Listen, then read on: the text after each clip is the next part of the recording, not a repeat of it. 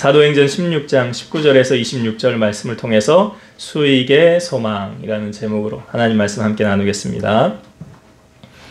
존재론적인 질문을 하고 말씀을 나눌게요. 질문을 할 테니까 한번 속으로 한번 대답을 해보세요. 자, 여러분은 왜 삽니까? 왜 사세요? 어떤 비관론적인 사람들은 죽지 못해 산다고 그런 얘기 하더라고요. 그러면 왜 사냐 같은 비슷한 질문이 삶의 목적은 무엇입니까? 내가 지금 왜 이 땅에 살아가고 있습니까? 장로교 교리의 틀을 잡은 표준 교리 문서인 웨스트민스터 대소요리 문답에 총 196개의 질문이 있는데요. 거기에 첫 번째 질문이 뭐냐면 사람의 첫째 되고 가장 높은 목적은 무엇입니까? 사람의 첫째 되고 가장 높은 목적, 그러니까 존재론적인 질문을 하고 있는 거죠. 답이 이렇습니다.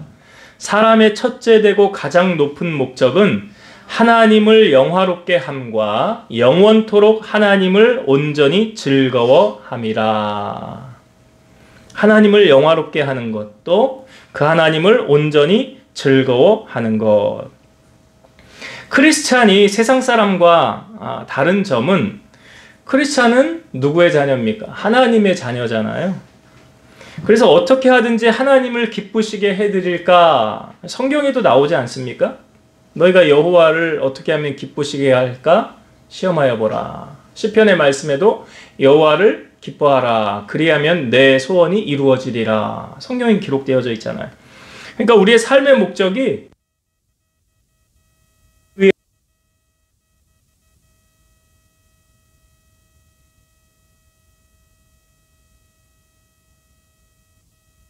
하나님의 영광을 위하여 하라. 그러니까 내가 일을 하는 목적도, 사람을 만나는 목적도 나를 위함이 아닌 하나님의 영광을 위해서 행하는 것, 이것이 크리스찬이 세상을 살아가는 그런 가치관을 가지고 세상을 살아가는 것이다. 예수님께서 12제자를 부르셨죠. 그리고 그들을 향하여 너희가 내 제자가 되길 원하느냐? 그러면 이렇게 하라라고 주님이 제자 도에 관해서 가르친 말씀이 있어요. 제자가 되려면 이렇게 해야 된대요. 누가복음 14장 26, 27절 주님이 하신 말씀이죠. 무릇 내게 오는 자가 자기 부모와 처자와 형제와 자매와 더욱이 자기 목숨까지 미워하지 아니하면 능히 내 제자가 되지 못하고 누구든지 자기 십자가를 지고 나를 따르지 않는 자도 능히 내 제자가 되지 못하리라. 우리 피는 물보다 진하다 이런 말 있죠. 남는 건 결국 가족밖에 없다. 팔은 안으로 굽는다. 이게 다 혈육을 두고 하는 말이죠. 아닙니까? 근데 주님이요, 이 말씀을, 이건 누가복음 말씀인데 마태복음 말씀에는 예수님이 한술 덧두셔서 이렇게 말씀하셨어요. 사람의 원수가 자기 집안 식구니라. 사람의 원수가 자기 집안 식구래요. 그럼 나는 원수하고 살고 있는 거네요. 그죠? 예? 우리 집안 식구 원수면. 그런데 그 말씀을 여러분 잘 이해하지 못하니까 그렇게 해석을 하는 거죠. 주님이 이 말씀을 하시고 그 다음에 뭐라고 말씀하셨냐면 이렇게 말씀하셨어요. 아버지나 어머니를 나보다 더 사랑하는 자는 내게 합당하지 아니하고 아들이나 딸을 나보다 더 사랑하는 자도 내게 합당하지 않느니라. 그러니까 예수님 뭐예요? 혈육보다 주님을 더 사랑하라는 말 아니에요? 그렇게 돼야 집안의 식구가 원수가 안 되는 거예요. 그렇게 되어야. 그런데 주님보다 내 핏줄을 더 사랑하면 그 집안의 식구가 원수가 되는 거예요. 그렇게 적용이 되는 거예요.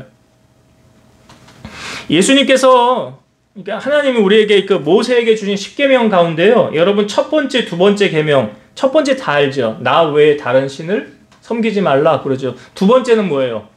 우상에 관한 거잖아요. 출애굽기 20장 4절에서 6절. 너를 위하여 새긴 우상을 만들지 말고 또 위로 하늘에 있는 것이나 아래로 땅에 있는 것이나 땅 아래 물속에 있는 것에 어떤 형상도 만들지 말며 그것들에게 절하지 말며 그것들을 섬기지 말라. 내 하나님 여호와는 질투하는 하나님인즉 나를 미워하는 자의 죄를 갚되 아버지로부터 아들에게까지 3, 4대까지 이르게 하거니와 나를 사랑하고 내 계명을 지키는 자에게는 1000대까지 은혜를 베푸느니라. 왜 하나님이 우상을 만들지 말라고 하셨는지 아세요? 제가 지금 읽었잖아요. 왜? 이유가 뭐래요? 하나님 질투하신대요. 여러분 질투라는 감정은 언제 느낍니까? 사랑할 때 느끼는 거예요. 남녀가 연애를 하는데 거기에 다른 한 사람이 딱 끼어들었어요. 그럼 어떻게 돼요? 그 질투의 화신이 막 일어나는 거예요. 그래서 정리가 될 때까지 치열한 피 튀기는 싸움을 하지 않습니까? 서로 쟁취하기 위해서. 하나님이요, 우리를 사랑하니까, 그러니까 뭐예요? 하나님과 우리 사이에 다른 어떤 것이 끼는 것을 싫어하는 거예요. 그거 뭐예요? 그게 우상이에요. 그거 하나님 싫어하십니다. 그러니까 질투하신다고 하는 거예요. 그러니까 우리가 하나님보다 혈육을 더 사랑하면 그것이 바로 뭐가 되느냐? 우상이 되는 거예요. 우상이. 그렇게 되면 원수가 되는 거예요. 내가 사랑하는 것 같은데 우상이 될 수 있다는 거죠. 하나님께서 아브라함에게 갑자기 나타나셔요. 그리고 100세에 준 아들 이삭을 하나님 바치라고 하잖아요. 이 사건이 창세기 22장 1절과 2절. 그 일 후에 하나님이 아브라함을 시험하시려고 그를 부르시되 아브라함아 하시니 그가 이르되 내가 여기 있나이다. 여호와께서 이르시되 내 아들 내 사랑하는 독자 이삭을 데리고 모리아 땅으로 가서 내가 내게 일러준 한 산 거기서 그를 번제로 드리라. 자, 여러분 이 말씀에 보니까요. 아브라함이 이삭을 사랑하는 것을 하나님이 아세요? 모르세요? 알잖아요. 뭐라고 말합니까? 하나님이 아브라함에게 네가 사랑하는 그 독자 이삭 있지? 그렇게 말하잖아요. 네가 사랑하는 독자 이삭 그 데려다가 번제로 드려라 그러는 거예요. 그러니까 이게 하나님이 샘을 낼 정도로, 그러니까 우리 하나님 질투하신다고 그랬잖아요. 좀 전에 우상 만들지 말라 하시면서 하나님께서 질투하실 정도로 우리를 사랑하시는데 우리와 하나님 사이에 어떤 껴있는 것 그거 싫어하신다고요. 하나님이. 그래서 하나님의 입장에서 아브라함이 하나님보다 그 아들 이삭을 더 사랑하면 이게 우상 아닙니까? 우상이잖아요. 아브라함에게 있어서 우상이잖아요. 그러니까 하나님이 그것 보시는 거예요. 이제.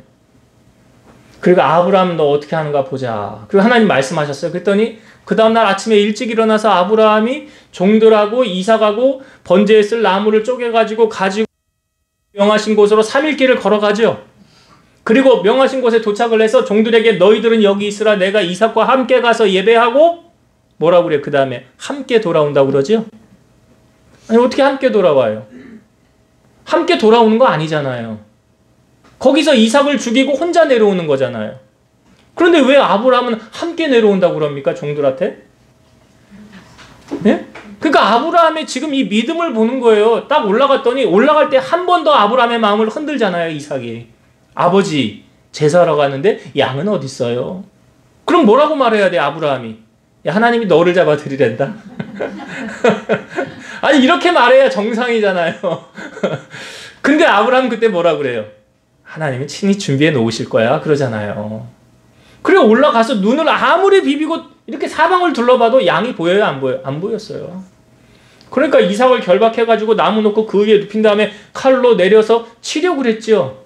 근데 아브라함 마음에는 어떤 마음이, 여러분 성경에, 신약 성경에 아브라함 이야기 자주 나오잖아요. 그때 아브라함의 마음의 믿음 뭐였냐면 내가 죽여도 하나님이 이삭 다시 살릴 거라는 거예요.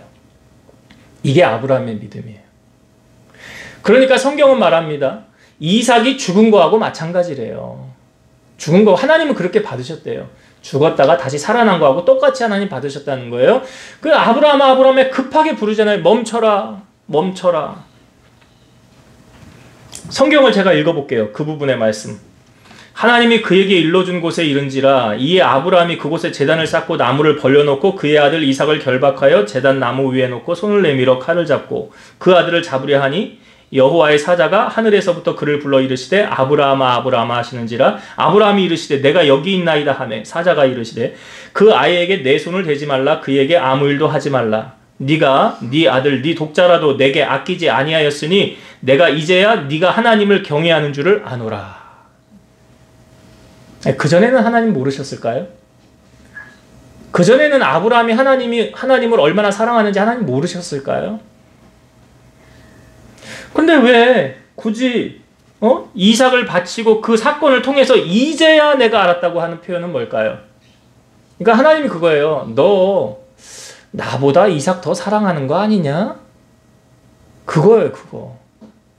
근데 아브라함이 증명이 됐잖아요. 아니요, 나 이삭보다 하나님 더 사랑해요. 이게 증명이 된 거라고요. 이게. 결국 하나님께서 아브라함에게 알고 싶으셨던 것은 그 아브라함의 믿음 우선순위를 알고 싶으셨던 거지 이삭의 생명을 하나님이 데려가려고 하셨던 것이 아닌 것이죠. 그러니까 당시 아브라함의 믿음 제가 말씀드렸지만 대단한 믿음이에요. 그 순종하는 것 자체도 쉽지 않았지만 내가 죽여도 하나님이 살리실 것이다. 근데 그 다음에 하나님의 음성을 들은 다음에 눈을 들어보니까 양이 보였죠. 제가 이걸 이렇게 설명드리잖아요. 원래부터 거기 있었던 양이에요? 아니면 하나님이 갑자기 갖다 놓은 양이에요? 그래, 원래부터 있었는 거예요. 근데 눈이 가려서 안 보인 거예요. 근데 언제 보였어요? 내 믿음이 증명되고 나서 보이는 거잖아요. 원래부터 거기 있었어요. 그래서 그것을 가져다가 하나님 앞에 제사를 드리고 거기에 이름을 이렇게 지었죠. 여호와 이레라. 여호와께서 준비하신다. 여호와 이레. 그러니까 여러분 순종하면 예비된 은혜를 경험하는 거예요. 순종하면 땅의 아름다운 소산을 먹는 거예요. 하나님이 이제 아브라함에게 제사를 받으시고 그 다음에 하신 말씀이 뭐냐면 이렇게 말씀하시죠. 내가 나를 가리켜 맹세하노니 네가 이같이 행하여 네 아들 네 독자도 아끼지 아니하였은즉 내가 너에게 큰 복을 주고 네 씨가 크게 번성하여 하늘의 별과 같고 바닷가의 모래와 같게 하리니 네 씨가 그 대적의 성문을 차지하리라. 또 네 씨로 말미암아 천하 만민이 복을 받으리니 이는 네가 나의 말을 준행하였음이니라. 하나님 말씀에 순종한 결과 하나님 이제 믿음의 조상으로 복의 근원으로 아브라함 세우시고 축복하신다는 말씀 아닙니까? 그러니까 하나님이 원하시는 제사상, 주님이 원하시는 제자도의 첫 번째가 뭐냐면 혈육에 관한 거죠. 혈육에 관한 것. 사실 그것보다 더 귀한 게 있을까요? 제일 중요한 게 그거 아니에요. 근데 주님이 원하시는 건 뭐예요? 그것보다 더 주님을 더 사랑하는 것. 그것보다 더 주님 사랑하는 것. 아브라함에게 보길 원하셨던 것. 그거 아닙니까? 그러면 두 번째는 뭐냐? 주님이 우리에게 원하시는 제사상의 두 번째, 누가복음 14장 33절. 이와 같이 너희 중에 누구든지 자기의 모든 소유를 버리지 아니하면 능히 내 제자가 되지 못하리라. 자기의 모든 소유를 버리지 아니하면 제자가 못 된대요. 이게 뭐에 관한 말입니까? 자기의 모든 소유는 뭐에 관한 거예요? 결국 돈에 관한 거잖아요. 성경은요, 돈을 하나의 인격체로 보고 있습니다. 그리고 하나님과 견주어서 비교하고 있어요. 마태복음 6장 24절 한 사람이 두 주인을 섬기지 못할 것이니 혹 이를 미워하고 저를 사랑하거나 혹 이를 중히 여기고 저를 경히 여김이라. 너희가 하나님과 재물을 겸하여 섬기지 못하느니라. 하나님과 재물, 돈. 하나님도 신, 재물도 신. 두 개 중에 하나를 선택하는 거예요.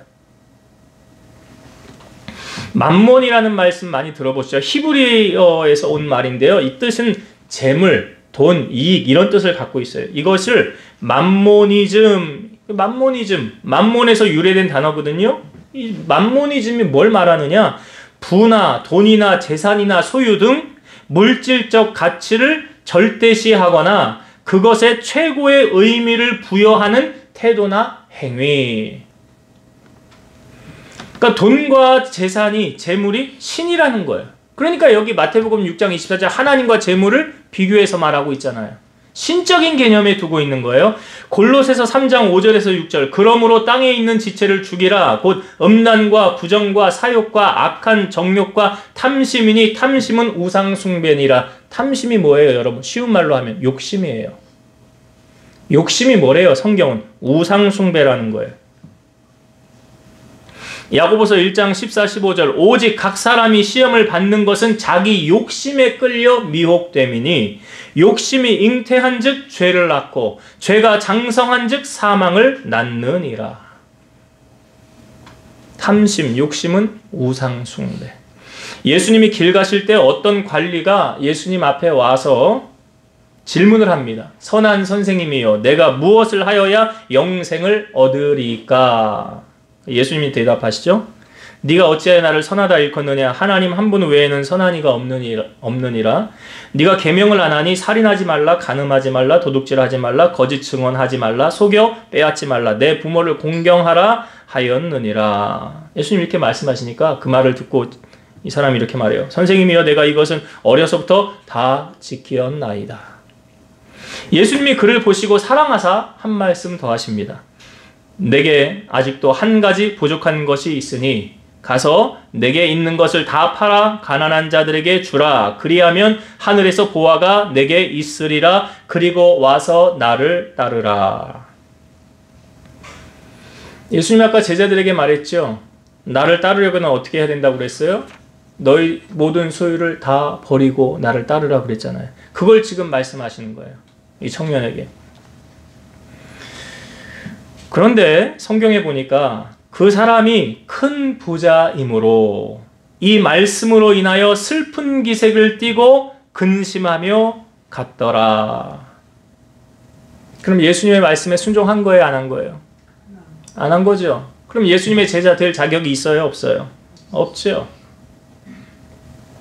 불순종했어요. 왜 불순종했습니까? 선택의 문제거든요. 그에게는 주님보다 돈이 더 귀했더라. 그러니까 그에게는 돈이 주인이에요. 돈이 우상이에요. 실상은 계명을 잘 내가 계명을 알지 않나니 살인하지 말라, 간음하지 말라, 도둑질하지 말라, 남의 것을 속여 빼앗지 말라, 부모를 공경하라. 그렇게 말했더니 뭐라고 그래요, 이 청년이? 그거 저 다 지켰는데요? 그럼 됐다는 거 아니에요? 된 거잖아요. 그래서 다 지켰는데요? 잘 지킨 것처럼 보이지만 주님 앞에서는 그렇지 않더라. 여러분, 빛 좋은 게살구라는 말 들어보셨죠? 게살구는 작고 시고 떫어서 먹을 수 없지만 겉모습은 먹음직스럽게 보인다. 그래서 이처럼 겉만 그럴듯하고 내실이 없는 사람을 향하여 빛 좋은 게살구. 신앙생활도요, 빛 좋은 게살구식으로 하는 사람들이 있습니다. 난 모태신앙인데, 모태신앙들. 모태신앙을 다른 말로 뭐라고 그러는지 아세요? 못해. 난 못해, 그거. 나한테 강요하지 마. 그거 모태신앙이래요. 그래서 성경에는요, 먼저 된 자가 나중되고 나중된 자가 먼저 된다는 말이 있는 거예요. 그러니까 하나님께 여러분 우리의 마음이 있느냐 없느냐는 뭘로 알 수 있냐면 예수님 말씀하셨잖아요. 마태복음 6장 21절 내 보물 있는 그곳에는 내 마음도 있느니라. 너 보물 있는 그곳에 너 마음도 있잖아, 이 말이죠. 그 쉽게 말하면 물질 있는 곳에 마음이 있는 거예요. 물질 있는 곳에. 예수님이 이 말씀을 하신 이 배경의 그 앞에 있는 절 말씀을 읽어볼게요. 마태복음 16장 19, 20절. 너희를 위하여 보물을 땅에 쌓아두지 말라. 거기는 좀과 동록이 해하며 도둑이 구멍을 뚫고 도둑질하느니라. 오직 너희를 위하여 보물을 하늘에 쌓아두라. 거기는 좀이나 동록이 해하지 못하며 도둑이 구멍을 뚫지도 못하고 도둑질도 못하느니라. 그 다음 하신 말씀. 내 보물 있는 그곳에는 내 마음도 있느니라. 보물을 어디에 쌓아놓으래요? 예수님이 보물을 어디에 쌓아놓으래요? 하늘에 쌓아놓으래잖아요. 하늘에. 그럼 하늘에 보물을 쌓아놓는 걸 어떻게 하는 게 우리가 하늘에 보물을 쌓아놓는 거예요? 예? 아는데 대답을 안 하시는 거지 지금. 예? 어떻게 하는 게 하늘에 보물 쌓는 거예요? 연보하고 구제하고 응? 남 돌보고 헌신하고 그게 하늘에 상급 쌓는 거잖아요. 주님이 말한 참된 경건은 뭐예요? 세속에 물들지 않고 고아와 과부를 돌아보는 거라며요. 구약시대에 제사 드릴 때 꼭 필요한 게 있어요. 제사장이 있어야 되죠? 제사장이. 그 다음에 제사를 지내러 오는 사람이 뭘 갖고 와야 돼요? 제물이 있어야지, 제물이. 그래서 형편이 좋은 사람은 소를 드리고 양을 드리고 그 다음에 가난한 사람은 뭘 드린다고 그래? 비둘기를 드리고. 그러니까 재물이 없으면 제사가 돼요, 안 돼요? 안 되는 거예요. 그럼 이거 오늘날로 그럼 적용을 해봐요, 여러분. 희생 제물 대신에 우리가 드리는 게 뭐예요? 헌금이잖아, 연보잖아. 제사의 예물이 필요하듯이, 희생 제물이 필요하듯이 하나님 앞에 드릴 때 이 제물이 있어요. 이게 희생 제물이라는 거예요. 여러분, 이게 성경적인 거예요. 성경적인. 고린도후서 9장 5절. 그러므로 내가 이 형제들로 먼저 너희에게 가서 너희가 전에 약속한 연보를 미리 준비하게 하도록 권면하는 것이 필요한 줄 생각하였노니 너희는 이렇게 준비하여야 참 연보답고 억지가 아니니라. 여기 연보 헌금을 얘기하는데 헌금 어떻게 드리라고 말합니까? 어떻게 하래요? 너희가 전에 약속한 연보를 미리 준비하게 하도록 권면하는 것이 필요한 줄 생각하였노니. 미리 준비해서 드리는 거예요. 예? 하나님 앞에 드려도 하나님이 받으시는 재물 있고요. 아니, 가인과 아벨의 제사에서 나왔잖아요. 아벨이 드렸던 제사와 예물은 하나님이 받으셨고, 가인이 드렸던 제사와 예물은 하나님이 받지 않으셨잖아요. 그 예배와 제물을 각각 비유하고 있잖아요. 각각. 그럼 우리가 하나님 앞에 드리는 이 연보를 하나님이 받으시고 그 다음에 우리에게는 어떻게 갚아주시느냐? 고린도후서 9장 6절. 이것이 연보가 곧 적게 심는 자에게는 적게 거두고 많이 심는 자에게는 많이 거둔다 하는 말이로다. 여러분, 이걸 상대적인 개념으로 이해를 하셔야 돼요. 왜냐? 예수님이 과부가 2 동전 넣는 것, 그거 보셨어요. 헌금함에 돈 넣는 것. 그리고 주님이 뭐라고 말씀하셨어요? 이 과부가 제일 많이 헌금했대. 그때 값어치로 얘기를 하면 그 한 사람이 목욕비 정도래요. 그런데 그게 가장 많은 헌금이래요. 왜? 이 사람은 생활비 전부를 넣었느니라. 그 상대적으로 보시는 거예요. 억만장자에게 있어서 100만 원은 돈도 아니잖아. 근데 하루 벌어 하루 사는 사람에게 100만 원은 전 재산과 같은 거 아니에요? 다른 거예요. 하나님이 보시기에 다른 거라고요. 그러니까 하나님이 경제적인 관념을 아시고 그 사람의 형편을 아시고 말씀하시는 거예요. 갈라디아서 6장 7절. 스스로 속이지 말라. 하나님은 업신여김을 받지 아니하시나니 사람이 무엇으로 심든지 그대로 거두리라. 여러분, 성경에 보면 돈 사랑해서 망한 사람들 많잖아요. 아나니아와 삽비라. 여리고 성이 무너지고 그 모든 것 하나님의 여호와의 곳간에 드려라는데 순종하지 않은 불순종한 아간. 아골골짜기 만들어졌죠. 돌 던져가지고. 게하시는 어떠했습니까? 나아만의 나병이 게하시에게로 옮겨갔잖아요. 이게 다 원인이 어디서 된 거예요? 탐심이잖아요. 돈을 사랑해서 그렇게 된 거잖아요. 가룟 유다? 예수님 팔아먹은 사람 아니에요. 은 30에. 그런데 어떻게 됐어요? 그거 썼어요? 못 썼어요? 그러니까 참 사람들이요. 한 치 앞도 모르면서 자기 내일 죽을 줄 어떻게 알아? 여러분은 아세요? 내일 일을 아십니까? 모르잖아요. 그래서 성경에 어리석은 부자 얘기해 주잖아요. 곳간에 창고가 가득 찼는데 이거 놀 데가 없으니까 더 크게 져야 되겠다. 가득 채워놓은 다음에 자기가 뭐라고 그래요? 이제 죽을 때까지 먹을 거 해놨으니까 편안하게 먹고 마시고 누리고 여행이나 다니면서 살아야 되겠다. 근데 하나님의 음성이 들려오죠. 내가 오늘 네 영혼을 가져가리니. 죽는다는 거예요, 그날. 그러면 그거 누구 것 되겠냐? 근데 그 다음에 하신 말씀이 뭔지 아세요? 하나님께 대하여 부유한 자, 자기에게 대하여 부유한 자, 결과가 다른 거예요. 그래서 예수님이 연보를 어디다 하래? 하늘에 쌓아놓으래잖아요. 하늘에 쌓아놓으라. 여러분, 돈 사랑하면 돈 때문에 망하는 거 아시죠?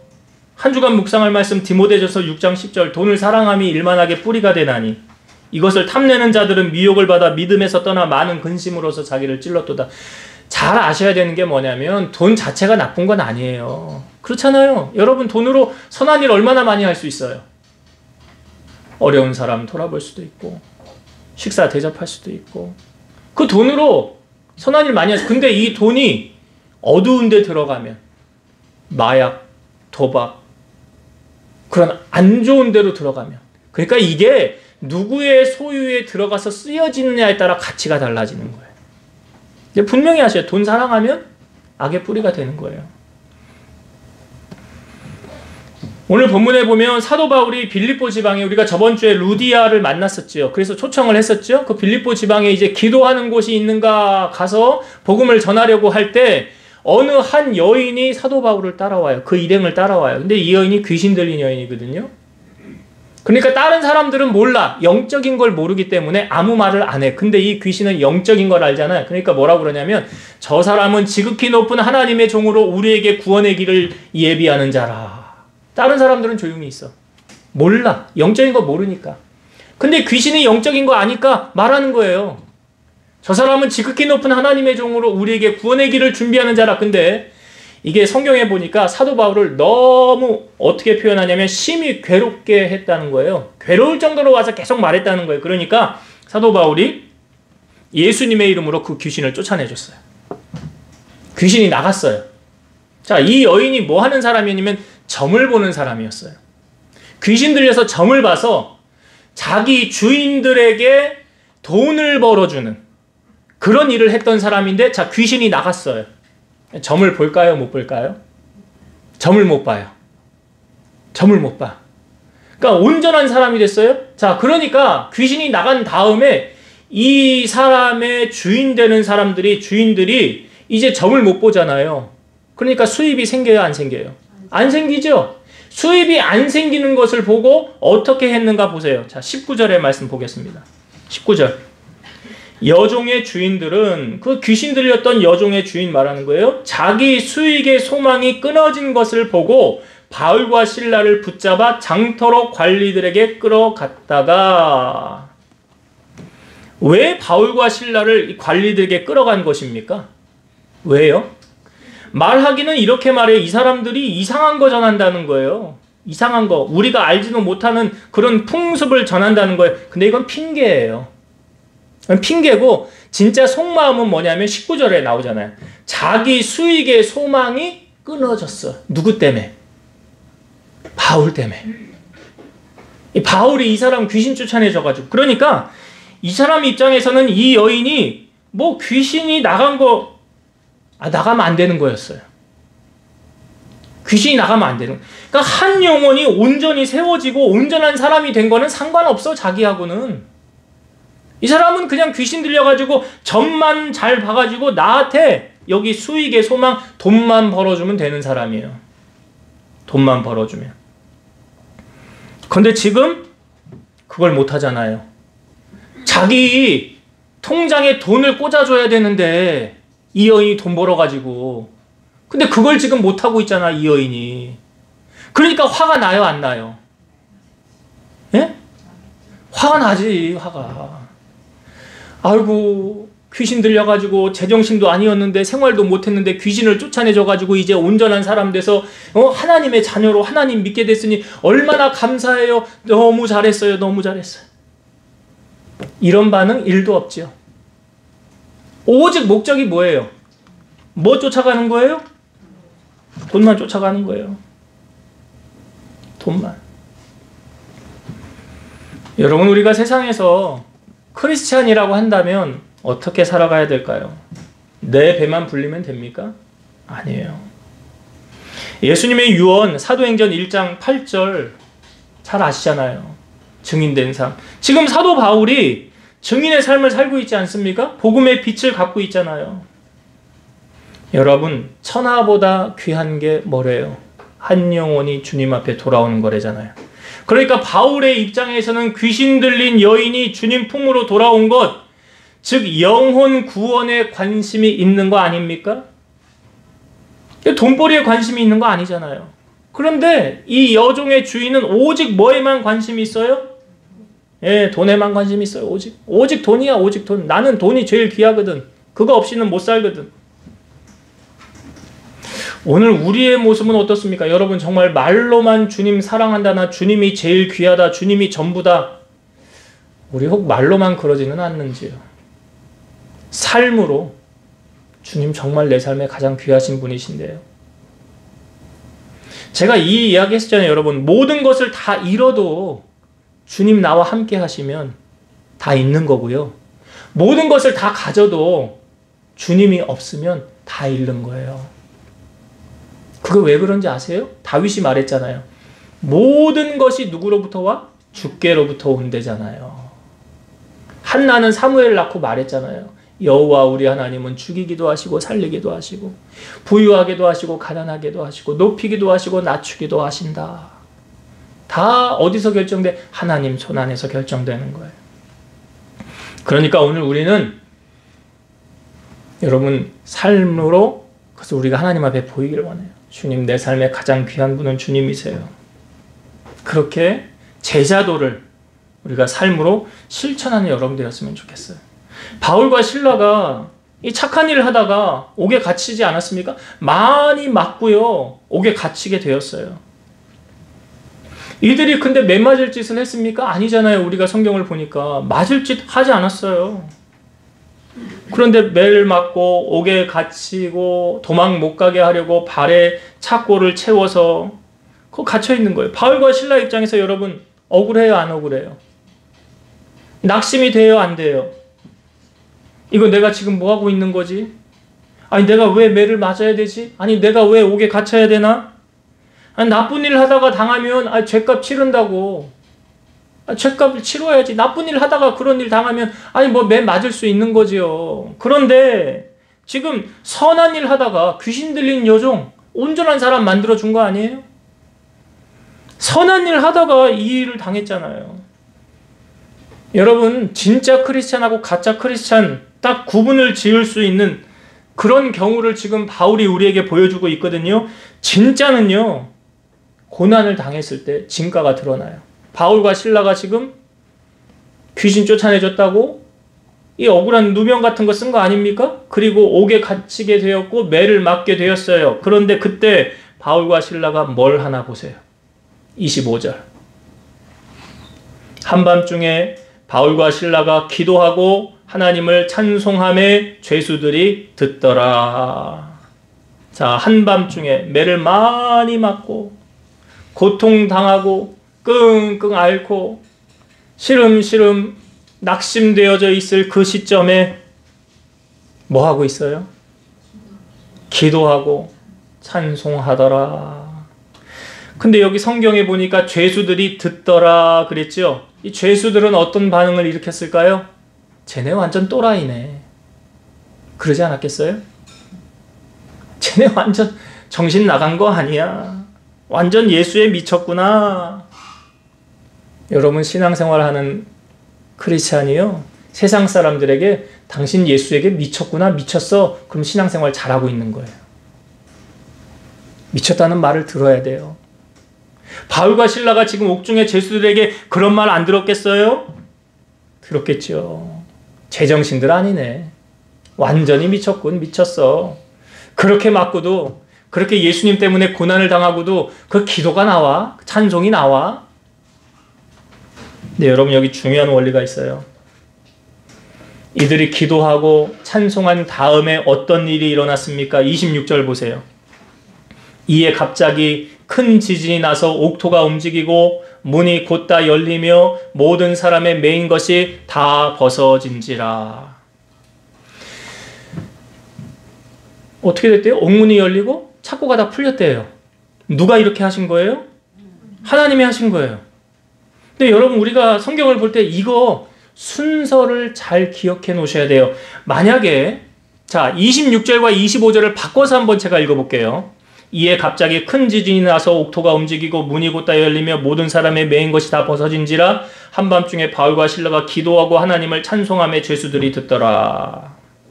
자 이렇게 순서가 바뀌면 이게 어떻게 해석이 될까요? 야 옥문이 열리고 야 착고가 풀리니까 기도하고 찬송하는구나 이렇게 생각하지 않겠어요?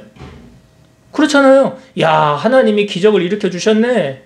그러니까 하나님을 향하여 기도하고 내가 찬송해야지. 이렇게 순서가 바뀌면 이렇게 해석이 되어지는 거예요. 근데 이 성경 있는 그대로 해석하면 어떻게 돼요? 그런 고난 속에서 기도하고 찬송했더니 하나님의 기적이 나타나더라. 이렇게 해석이 되어지는 거죠. 그러니까 바울과 실라가 기도하고 찬송했더니 이런 기적이 나타났구나. 그러면 그 죄수들의 반응이 26절에 옥문이 열리고 착고가 풀려진 것을 보고 죄수들이 뭐라고 그럴까요? 완전히 미쳤군. 예수에 완전히 미친 사람들이야. 그런데 옥문이 열렸어요. 착고가 풀렸어요. 기도하고 찬송했더니 그런 역사가 나타났어요. 그럼 뭐라고 그럴까요? 죄수들이? 야, 그 하나님 살아계시네. 그 하나님 능치 못함이 없으시네. 야, 저들이 믿는 하나님 나도 믿어야 되겠다. 그러지 않았겠어요? 예레미야 33장 2절과 3절 이를 행하시는 여호와 그것을 만들며 성취하시는 여호와 그의 이름을 여호와라 하는 이가 이와 같이 이르시도다. 너는 내게 부르짖으라. 내가 내게 응답하겠고 내가 알지 못하는 크고 은밀한 일을 내게 보이리라. 이를 행하시는 여호와, 그것을 만들며 성취하시는 여호와. 지금 옥문이 열리고 착고가 풀리게 하신 거 하나님이 하신 거 아니에요? 어떤 자에게 이 기적이 나타난 거예요? 부르짖고 찬송하는 자에게. 빌립보서 4장 6절 아무것도 염려하지 말고 다만 모든 일에 기도와 간구로 너희 구할 것을 감사함으로 하나님께 아뢰라. 염려가 올 때 뭐 하래요? 아무것도 염려하지 말고 그 다음에 모든 일에 기도와 간구로 하나님께 구하라. 찬송가에도 있잖아. 죄짐 맡은 우리 구주 어찌 좋은 친군지 걱정 근심 무거운 짐 우리 주께 맡기세. 주께 고함 없는 고로 복을 받지 못하네. 사람들이 어찌하여 아랠 줄을 모를까. 아뢰지 못해서 못 받는 거예요. 요한복음 16장 24절 지금까지는 너희가 내 이름으로 아무것도 구하지 아니하였으나 구하라 그리하면 받으리니 너희 기쁨이 충만하리라. 자, 이제 말씀을 정리하고 마칠게요. 여러분은 무엇을 붙잡고 사십니까? 우리가 붙잡아야 될 건 뭘까요? 예수 그리스도. 어느 학교에선가 그런 설문조사를 했었어요. 학생들을 데리고 여러분들에게 있어서 보세요. 그래서 쭉 적었어요. 그 중에 5개 지워보세요. 그 중에서 2개 지워보세요. 3개 남았어요. 그 중에 또 하나 지워보세요. 그 중에 또 하나 지워보세요. 그럼 하나 남았잖아요. 그게 뭐예요? 그럴 때 여러분에게 남아있는 그 하나는 예수 그리스도. 날 구원하신 주님. 하나님 한 분이 되기를 축복합니다. 그렇게 되어진다면 오늘 우리는 주님께서 주시는 온갖 좋은 것을 누리며 살아가게 된다는 거예요. 그래서 여러분들이 가장 먼저 하나님 앞에 보여야 될 게 뭐라고요? 나는 하나님 가장 사랑해요. 난 주님이 내 삶에 가장 귀하고 주님보다 더 귀한 것은 없어요. 이것이 여러분 선택의 문제, 삶의 문제에서 반드시 드러난다니까. 하나님이 검증을 하신다니까. 아브라함에게 이삭 검증하셨듯이. 이 부자 청년에게 주님 말씀하셨듯이. 여러분에게 질문하시고 삶 속에 어떻게 하는가 보신다고요. 그때 여러분 잘 통과하시길 바라요.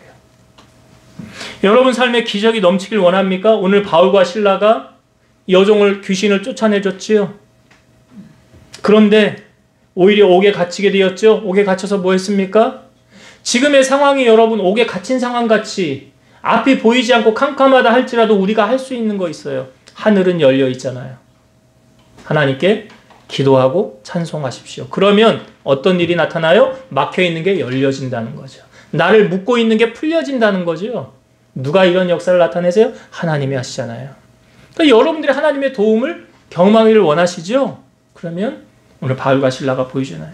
낙심하지 말고 염려하지 말고 기도와 찬송할 때 하나님 내 삶에 기적을 나타내 주시리라. 이러한 기적의 주인공으로 살아가는 여러분 되시기를 주의 이름으로 축원드립니다. 기도하겠습니다. 오늘도 살아서 역사하신 하나님 감사합니다. 우리가 세상 사람들과 하는 부분은 무엇입니까? 세상의 사람들은 수익의 소망, 돈을 쫓아 살아갑니다. 어떤 사람은 권력을 쫓아 살지요. 그러나 우리는 날 구원하신 주님 한 분만으로 만족하고 주님 말씀 붙잡고 주님이 내 삶의 전부이시며 가장 귀한 주님이심을 날마다 고백하고 삶으로 실천하고 하나님 앞에 인정을 받아 여호와의 도움을 누리고 살아가는 우리 성도들 다 되게 하여 주옵소서. 또한 위기가 올 때 낙심하지 말고 절망하지 말고 하나님 앞에 기도하고 찬송한다면 하나님은 옥문을 여시고 창고를 풀으셨던 것처럼 우리의 삶에 묶여있는 모든 문제들 풀어주시고 하나님의 은혜로 승리하는 그런 기적을 경험하게 될 줄로 믿사오니 이런 은혜 붙잡고 살아가는 우리 성도들 다 되게 하여 주옵소서. 예수님 이름으로 기도드리옵나이다. 아멘.